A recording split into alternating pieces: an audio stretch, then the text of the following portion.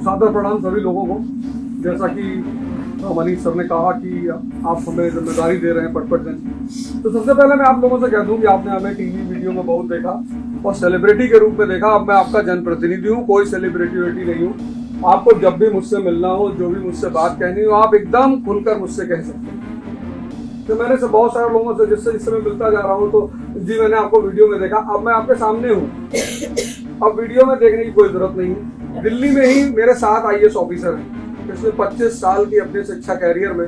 मगर अगर सिर्फ IAS ऑफिसरों को देखूं तो मेरे पास हिंदुस्तान में 1300 IAS ऑफिसर हैं, मतलब सिर्फ IAS ऑफिसर। बाकी तो IRS और IPS इनकी तो मैंने कभी अपना वो गिनती ही नहीं की। और शिक्षा एक ऐसी चीज है जो किसी भी समाज, आप जब भी किसी समाज का इतिहास पढ़ेंगे तो आप आज ही देखिए दुनिया में जितने देश परेशान हैं उनकी शिक्षा व्यवस्था ही परेशान है।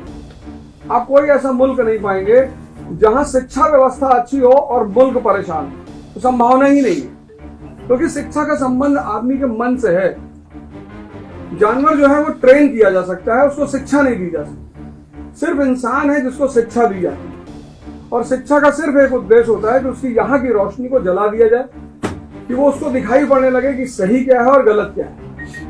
तो अगर हम इस कार्य को कर ले गए, जैसे कि 1947 में जब भारत पैदा हुआ तो सबने एक सपना देखा, और ऐसा नहीं कि ये देश पैदा हुआ तो ऐसे कोई देश नहीं था। 1787 में अमेरिका भी पैदा हुआ, हमसे बुरी हालत थी उसकी, 13 राज्य थे उसके पास, और सब झोपड़पट्टी स्लम एरिया, ये हालत थी 1787 में। लेकिन उन्होंने अपनी शिक्षा पर ध्यान दिया और 1945 में विश्व की शक्ति बन गया।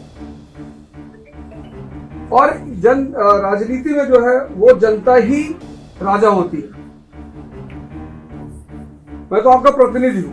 हमारा जो संविधान है उसमें यही लिखा, जो प्रस्तावना है, जो पहला पेज है उसमें यही लिखा हुआ है, we the people of India solemnly resolve, हम भारत के लोग।